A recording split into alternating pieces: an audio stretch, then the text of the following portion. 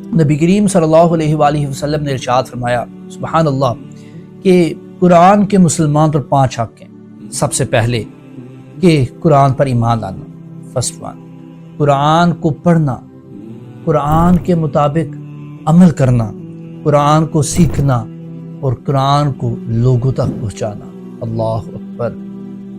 تو یہ باتیں کب آئے گی؟ جب ہم ہر حق کو پورا کریں گے۔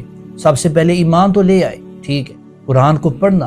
اب ہماری اکثریت قرآن کو پڑھتی کوئی نہیں، اگر ہم پڑھ لیتی ہے، اب اگلا سٹیپ ساتھ ہی انٹر کنیکٹڈ کہ قرآن کے مطابق عمل کرنا، اگر اور اس کا اگلا حق قرآن کو سیکھنا۔ یہ دیکھیں دونوں باتیں آپس میں کتنی انٹر کنیکٹڈ ہو رہی ہیں، اور جب یہ چاروں چیزیں آپ کے اندر آ جائیں گی تو پھر اگلا حق کیا ہے قرآن کا؟ کہ قرآن کو لوگوں تک پہنچانا۔